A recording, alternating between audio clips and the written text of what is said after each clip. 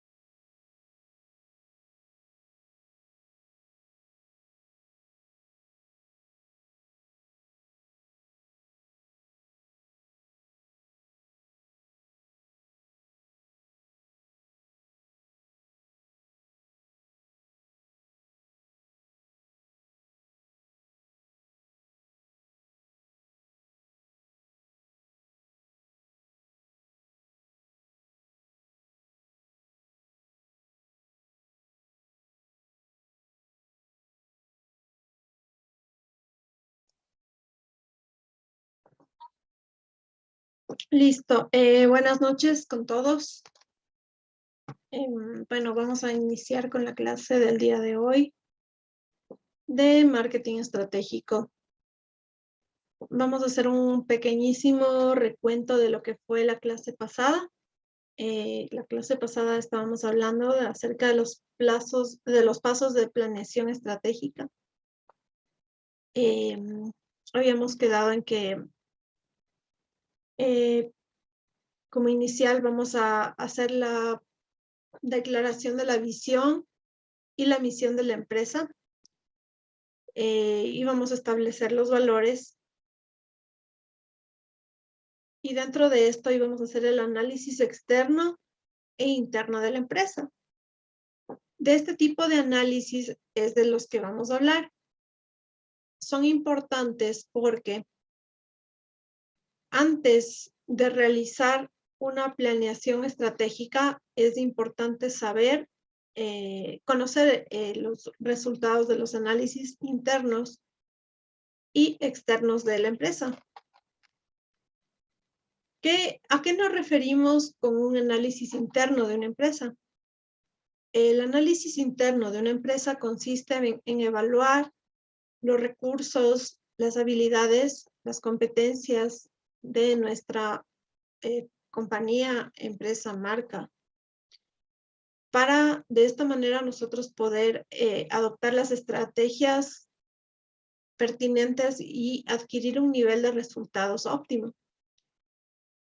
De otro modo, es dicho como es una manera de nosotros desarrollar la empresa frente a la competencia, ¿sí? Consiste en adaptarse a las dificultades que aparecen en el mercado y aprovechar las oportunidades de este. Siempre y cuando vayamos resaltando los puntos fuertes y también mejorando los débiles. Más adelante vamos a conocer las matrices para poder nosotros realizar un análisis interno de la empresa. Las herramientas para hacer un análisis interno tienen que ver con lo que nosotros denominamos la cadena de valor. ¿A qué nos referimos con la cadena de valor? La cadena de valor estudia en profundidad el desarrollo de las ventajas que la empresa puede adoptar frente a la competencia.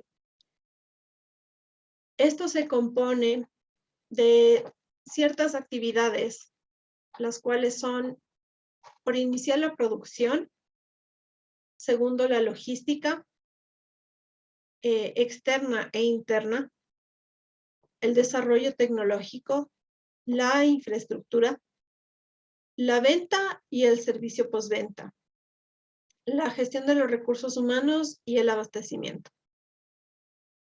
Mediante estas actividades, nosotros formamos la cadena de valor y esto nos permite intercambiar información y datos para tener una visión coherente de la empresa. Entonces, es por eso que todas las partes de la empresa trabajan para ser parte de esta cadena de valor, ¿sí? Otra herramienta fundamental del análisis interno de una empresa son los recursos y el análisis funcional. Esto nos permite constituir puntos fuertes y también beneficios que constituyen a los puntos débiles para poder buscar nosotros soluciones y poder fortalecerlos. Entre los recursos humanos útiles para nuestra empresa se encuentran los empleados. Es importante que todos quienes componen la empresa, los empleados, tengan, o sea, no por decir la palabra empleados, sino los colaboradores en general, de todos los rangos, desde los altos directivos hasta los generales, los mandos medios, productores, tengan un grado de motivación, ¿sí? Que sean competentes y que estén bien capacitados. Por otra parte, viene la parte de los recursos materiales. Es necesario que nuestra empresa posea los equipos suficientes, con los avances tecnológicos igual suficientes, para resolver los problemas y las tareas que tenemos como empresa.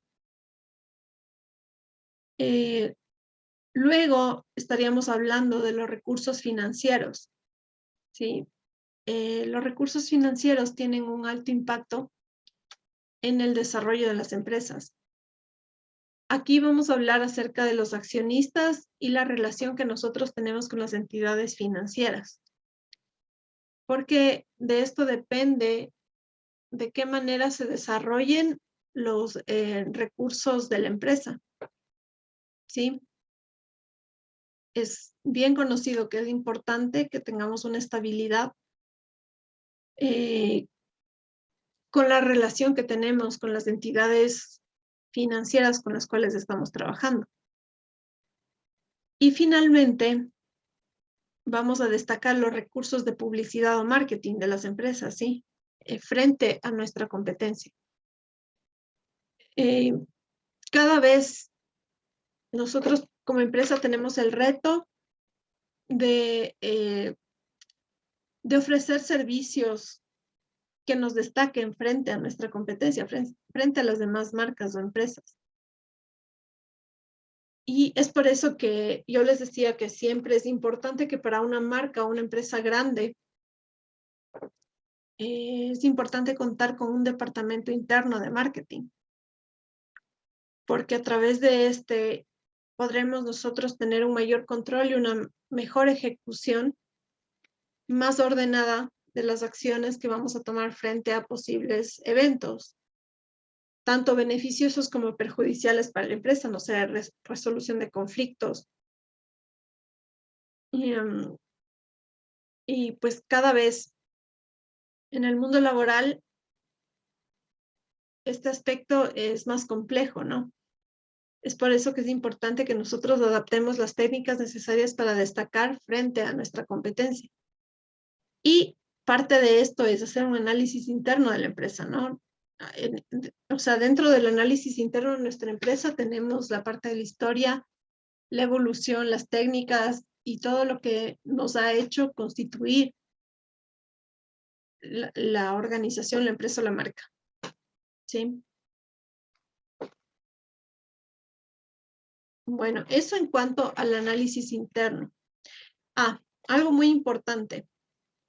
Dentro del análisis interno, una de las matrices más utilizadas es el análisis FODA, que mide nuestras fortalezas, oportunidades, deficiencias y amenazas.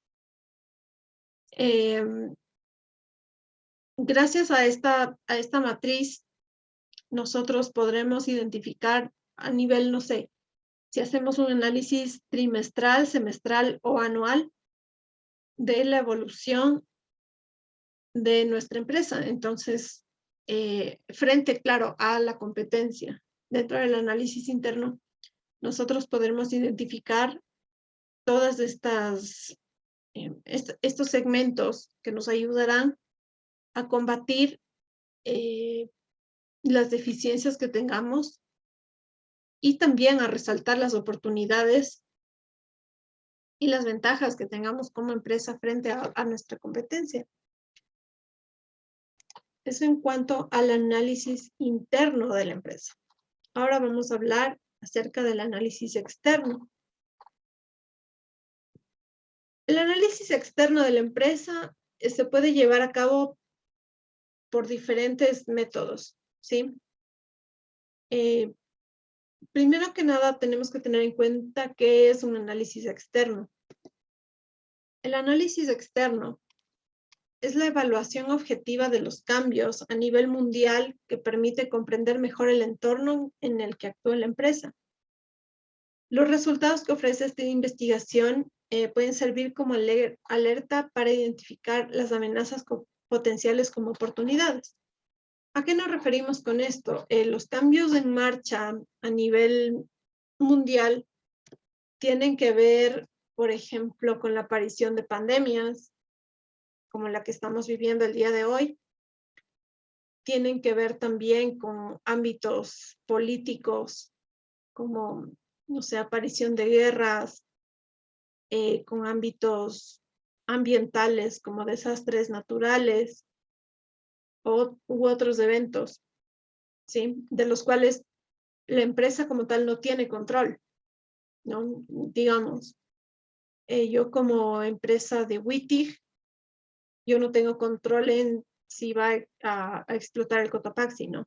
Digamos que entre en actividad el Cotopaxi y aquí es en donde yo voy a poner en marcha el análisis externo de la empresa para conocer el impacto que rodea a mi organización, ¿sí? Es todo lo que está fuera del control de lo que yo puedo hacer como empresa. Este análisis externo cuenta con 5 fases. La primera fase sería la determinación de las variables importantes detectadas en el entorno, ¿sí? Es como les decía, dependiendo de lo que esté sucediendo fuera de la empresa, yo tengo que saber cuáles son las variables importantes en el entorno. La fase 2 es la búsqueda de fuentes de información adecuadas. Es decir, yo no me puedo guiar por especulaciones. Yo tengo que buscar fuentes concisas y certeras de la información. Canales de noticias, canales científicos, canales que tengan un aval seguro, ¿no? La fase 3 es la recolección de la información válida. De todo lo que nosotros tenemos que tener una perspectiva clara de todo lo que tenemos. La fase 4 sería el análisis y la evaluación de esa misma información que ya tenemos, ¿sí? Y la fase 5 sería la toma de decisión y planificación de las estrategias. Dentro de esto, las fases de análisis que tenemos también son 5. Como variable número 1, tenemos las variables económicas. En este punto, nosotros tenemos que tener en cuenta todos los indicadores macroeconómicos del sector en el que opera la empresa. Por ejemplo, la ubicación geográfica, el Producto Interno Bruto en el país en el que trabaja, y de ello dependerán los costes de producción, el nivel de demanda y etcétera.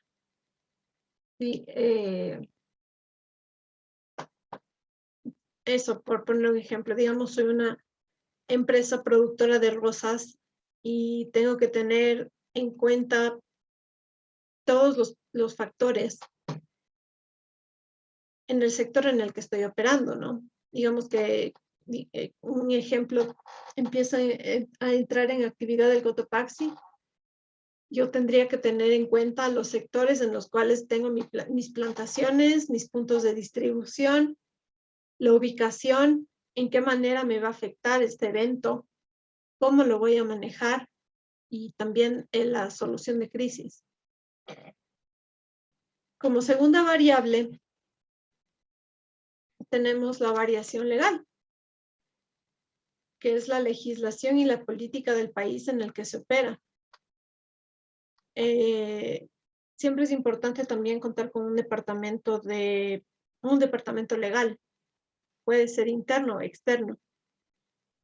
Pero esto también, si tenemos una marca que opera a nivel nacional e internacional, es muy importante, ¿no? Para evitar tener problemas y siempre tener un control de lo que estamos haciendo a nivel de legislación, de leyes. No en todos los países nos manejamos de la misma manera. Entonces es por eso que tenemos que tener muy en cuenta las variables legales en un análisis externo de la empresa. Como punto número 3, tenemos las variables tecnológicas. Y como la misma palabra lo refiere, se relaciona el uso de los avances tecnológicos. Hablamos de equipos, maquinaria, tecnología, dispositivos.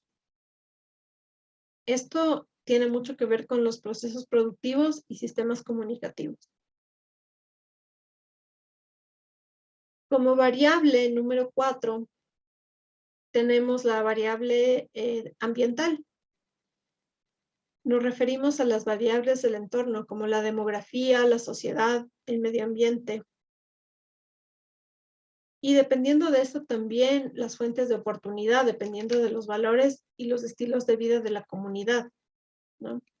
El número de personas que habitan en cierto espacio territorial, etc. Y número 5, tendremos las variables directas, que son las que afectan directamente a la empresa. Por ejemplo, los clientes, los proveedores, los productos y la competencia.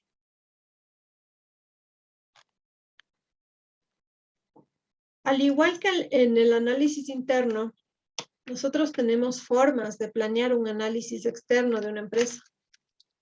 Aquí también es válida la matriz FODA, que como hablábamos anteriormente, la matriz FODA, esta es una técnica para comprender las fortalezas, debilidades y detectar las oportunidades y también las amenazas, ¿no? Los beneficios de utilizar este tipo de matriz serían que nos permite descubrir oportunidades a tiempo. Estaríamos prevenidos para cualquier tipo de eventualidad, ¿sí? Tendríamos que analizar las posibilidades y también uno de los beneficios sería que nos facilita la gestión de problemas y amenazas y nos mejora la comprensión de debilidades de la empresa. Al tener nosotros un mayor panorama de lo que implica las debilidades de nuestra empresa dependiendo de cierto tipo de circunstancia, nosotros podemos adelantarnos a los hechos y tener una mayor perspectiva de lo que está a nuestro alrededor y de cómo nosotros podemos actuar. Con el ejemplo, no sé, de la empresa de rosas y de una eventual explosión o reactivación del volcán. Tendríamos que analizar el espacio, el lugar, dónde estamos produciendo, dónde estamos distribuyendo, si vamos a tener que invertir en otro tipo de infraestructura para proteger la producción, si tendremos que invertir también en otro tipo de, no sé, de transporte, cómo va a afectar nuestro mercado, etc.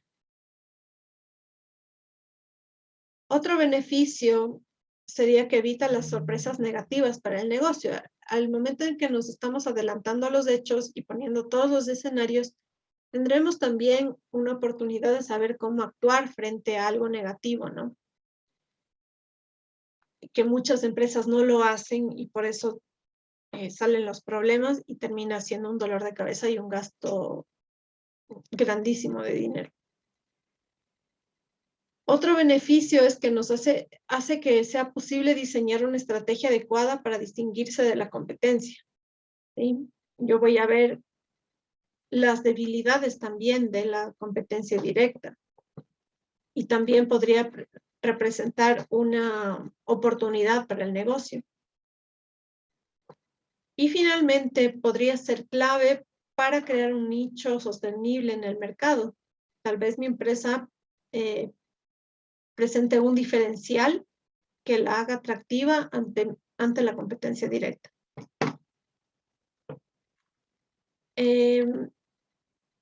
No solamente el análisis FODA es importante en este tipo de análisis externo de la empresa. También existe el análisis PEST, que también utiliza siglas como el FODA. Y el análisis PEST es menos utilizado, pero sí es importante también. ¿A qué nos referimos con un análisis PEST?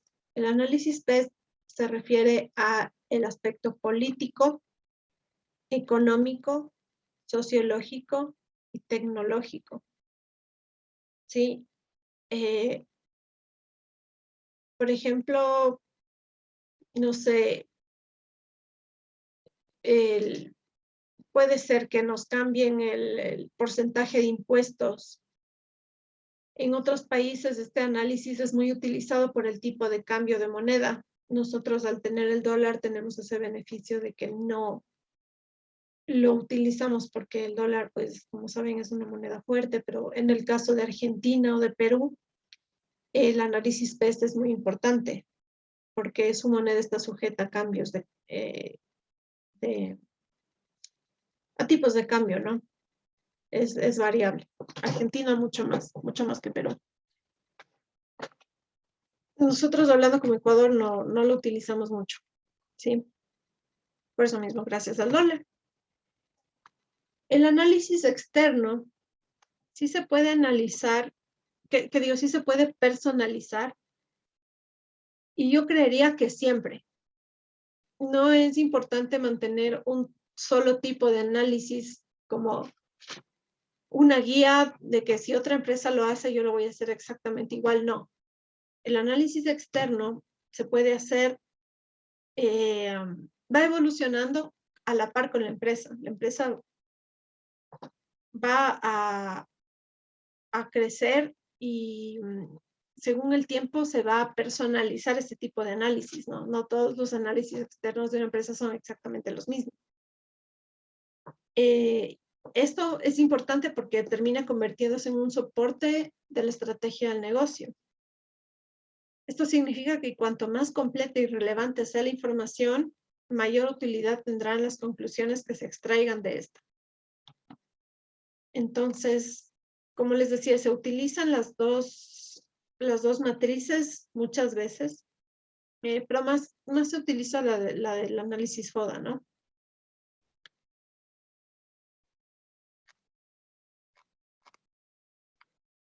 Listo. Ahora vamos a hablar de la ventaja competitiva.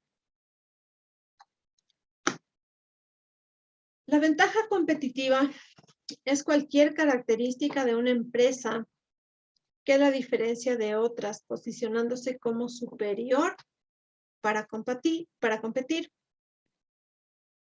Michael Porter, en su análisis sobre las estrategias genéricas de las empresas, diferencia dos tipos de ventaja competitiva. Y estos, a su vez, se dividen en 3 o 4, dependiendo de la segmentación del mercado. Aquí vamos a tener ejemplos muy claros del tipo de ventaja competitiva, ¿sí? La primera sería el liderazgo en costes. ¿A qué me refiero con esto? El liderazgo en costes es cuando se compite por tener costes más bajos que la competencia. Por ejemplo, las compañías de vuelos low cost, que son estas nuevas que salieron como Jet. Otra que podría estar en este segmento de liderazgo de costes sería los supermercados como Aquí, Tía, en donde el precio es el eje de la ventaja competitiva, más no la calidad o el producto, sino el precio, ¿sí? O sea, otra que se me ocurra, que se escoja por precio. En supermercados se me ocurren estas, pero deben haber un montón, ¿no? Que la ventaja competitiva frente a su competencia sea la del precio, más no la del producto como calidad o cantidad, sino netamente precio. Otro tipo de ventaja competitiva es la diferenciación de producto. Aquí el precio de venta del producto será más elevado, compitiendo con un producto de mayor calidad. Por ejemplo, tenemos un ejemplo muy claro de este tipo de ventaja competitiva, que es Apple, que ofrece alto rendimiento y diseño, ¿sí? Entonces, el público, por más que ya tenga un producto Apple, cuando sacan uno nuevo, como el iPhone, ¿no? Que sacan uno nuevo cada año, más o menos, es el líder del mercado, ¿sí? La gente prefiere comprar Apple ante cualquier otra marca, independientemente de que si ofrece las mismas características, pero también tiene un tipo de posición social, ¿no? Una persona que tiene un Apple, que diga un iPhone, representa un tipo de postura social ante el resto, ¿no? Es como comprar un Rolex. Justamente había visto hace un par de semanas una publicación en donde ofrecían Rolex a $350. Y estos Rolex venían con caja, supuestamente tenían un certificado de garantía y tenían un manual de uso. Prácticamente, visualmente se veía todo legal y me parecía gracioso porque también tenía un calendario. Entonces, primero, un Rolex no se encuentra por $350. El Rolex más barato cuesta $5,000. Y no es porque yo tenga uno, sino porque como diseñadora he seguido la marca y sé cómo se compone. Inclusive hice un despiece de un Rolex. Y conozco que tiene ciertas características que son imposibles de clonar o de hacer copias baratas de ¿no? Aquí es en donde entra la diferenciación de producto. El producto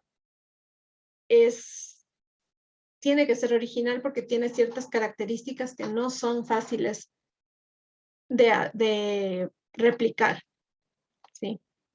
Tal vez muchas personas compren este tipo de réplicas, pero a lo que me refiero es que la diferenciación de producto hace que estas marcas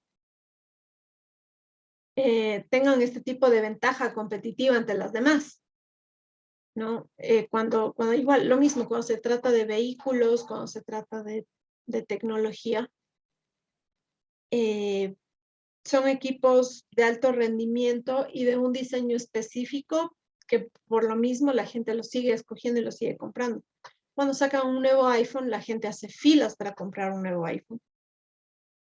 Independientemente si sacan un teléfono Xiaomi que sea mucho mejor que un Apple, Apple siempre va a estar a la cabeza del mercado por este tipo de ventaja competitiva que tiene.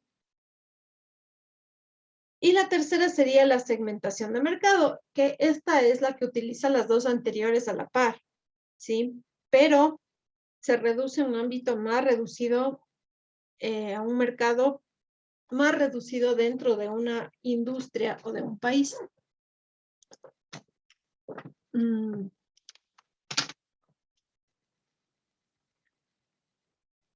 Vamos a hablar ahora de lo que es el mercado potencial. El mercado potencial es el conjunto de individuos que pertenecen al segmento que se ha definido para la comercialización de un producto. Son quienes consumen el producto o servicio similar al que ofrecen. El estudio del mercado potencial es fundamental para garantizar el futuro del negocio por el que vela, por la estabilidad financiera. Dentro del mercado potencial tenemos tres. O sea, el mercado potencial se divide en tres. El primero es el mercado disponible, que es ese mercado el que tiene la necesidad de compra del producto. El segundo sería el mercado efectivo. El mercado efectivo es el que tiene una necesidad de un producto específico. Y el mercado meta es al que queremos llegar en un tiempo determinado. Sí, no es un mercado que ya lo tenemos o un mercado al 80% posible, sino es un mercado a futuro. Sí, entonces el mercado potencial se divide en estos tres: mercado disponible, mercado efectivo y mercado meta. Ahora vamos a hablar de la demanda de mercado. En economía, en marketing estratégico, en marketing digital, inclusive en neuromarketing, hablamos de la demanda de mercado. ¿A qué nos referimos con la demanda de mercado? La demanda de mercado es la cantidad de bienes y servicios requeridos por un grupo de personas de un mercado determinado. En este influyen los intereses, las necesidades y las tendencias. La demanda de mercado es uno de los principales factores utilizados por las marcas para fijar los precios de sus productos. El precio y la demanda están estrechamente ligados. A menor precio, mayor demanda y viceversa, ¿sí? El comportamiento de la demanda del mercado dependerá mucho de la región donde se manifieste. Por lo tanto, las empresas e industrias determinarán qué tipo de estrategias de marketing se acoplan más a los consumidores de cada región. Para nosotros hablar de los determinantes de la demanda de mercado, vamos a establecer varios aspectos. El primero sería el precio. Como decía antes, a menor precio, mayor demanda, y a mayor precio, menor demanda. Segundo, la cantidad de dinero. Cuanto más dinero en circulación haya dentro de una economía, más demanda habrá. A menor cantidad, igual de dinero, menor demanda habrá. Los ingresos. Cuanto mayor sea la cantidad de ingresos, mayor demanda existirá, y también de modo a viceversa, ¿no? La población. La demanda aumentará paralelamente al crecimiento de la población. Luego viene el aspecto de la moda, las preferencias y los gustos. Esto influye directamente sobre la cantidad de demanda. Aquí hablamos de un ejemplo muy claro, que serían las tiendas departamentales de ropa. Estas tiendas van a basarse en la moda, la preferencia y los gustos. Si cierto producto tiene mayor tendencia, mayor será su venta. Por ejemplo, no sé, ahora los pantalones que están flojos, están de moda y tal vez hace unos 5 meses no tanto y ahora ya subieron o 3 veces su precio. Entonces, estas tiendas trabajan con estos determinantes de demanda de mercado. Y finalmente, estaríamos hablando de los bienes complementarios o sustitutos. La demanda presenta cambios cuando se encuentran bienes complementarios o bienes sustitutos dentro del mercado. Ya. Las características de la demanda del mercado son las siguientes. Primero, es analizada por el vendedor para proporcionar un precio que incremente sus ventas, ¿sí? Aquí nos fijaremos en cuánto vamos a vender nuestro producto o servicio dependiendo de todos los aspectos que vimos anteriormente, tanto de la cantidad de dinero, los ingresos, la población, la moda, las preferencias o los bienes complementarios o sustitutos. Otra característica de la demanda de mercado, nos vamos a centrar en el consumidor, ya que el consumidor es quien establece la demanda, porque es quien compra los servicios y los productos. Entonces es quien crea el estatus de la demanda, ¿no? Como dijimos antes también, la demanda está influida por tendencias, necesidades y culturas. Ahora, como último punto, vamos a ver la diferencia entre oferta y demanda. La principal diferencia entre estos dos conceptos es que la oferta se refiere a la proporción de servicios o productos que las empresas o vendedores ofrecemos en el mercado con un precio ideal aceptado por los consumidores, mientras que la demanda comprende los servicios o productos que los consumidores necesitan o requieran para atender sus necesidades y buscando siempre beneficios en precio y en calidad. Finalmente, vamos a hablar de la cuota de mercado. ¿Qué es la cuota de mercado? Es la proporción de mercado que consume los productos o servicios de una empresa determinada. También estaríamos hablando del porcentaje de consumo que vende nuestra empresa. Por ejemplo, no sé, si la venta total de zapatos es de $2,000 y nosotros vendemos 1,000 zapatos, nuestra cuota de mercado será del 50%. ¿Cómo vamos a calcular nosotros la cuota del mercado? Esto es importante porque hay varias maneras de calcular la cuota de mercado. Primero, podríamos decir que podemos calcular la cuota de mercado por unidades. Calcularíamos las unidades vendidas por la compañía en el mercado total de unidades vendidas.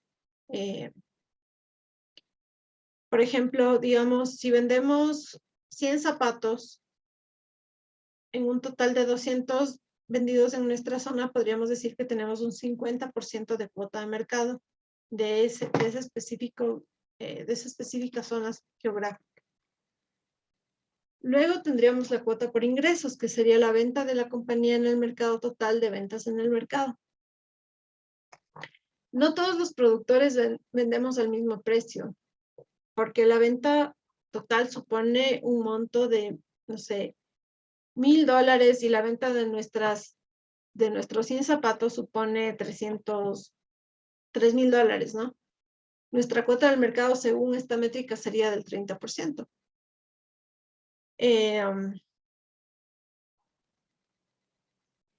Como consideración previa, antes de realizar este tipo de mediciones, es muy importante definir el mercado al que nos vamos a referir para evitar problemas, ¿no? Es un trabajo bastante arduo, es un trabajo que requiere de evolución, de conocimiento y también va a estar sujeto a cambios debido a las situaciones económicas, los gustos, las tendencias y todos los aspectos externos a la empresa.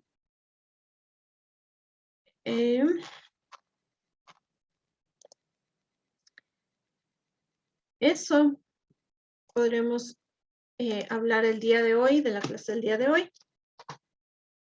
La siguiente semana nos estaremos viendo igual. ¿Tienen alguna duda? ¿Alguna inquietud?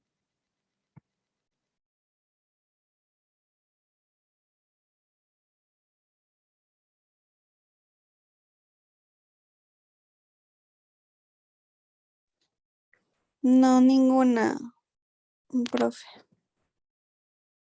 Muchas gracias, Liz. Eso sería conmigo el día de hoy.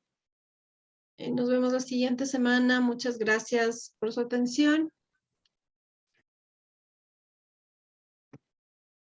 Y les deseo un buen fin de semana. Muchísimas gracias. De igual manera, un buen fin de semana. Gracias. Pasen bien. Hasta luego. Gracias, hasta luego. Gracias, hasta luego. Muy gentil, gracias, hasta luego.